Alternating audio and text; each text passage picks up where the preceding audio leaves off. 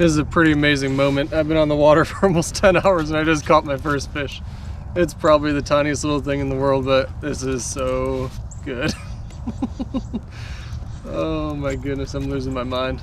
I just sat there and watched it for about 5 minutes, just watching him do little taps, and then I just caught him at the right time.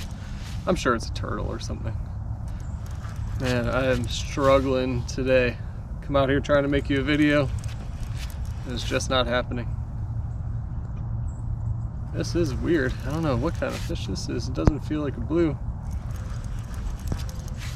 It's just super lazy. It's probably a teeny tiny little blue. Yep. That's all it is. But 10 hours later and we've got a fish. It's about time.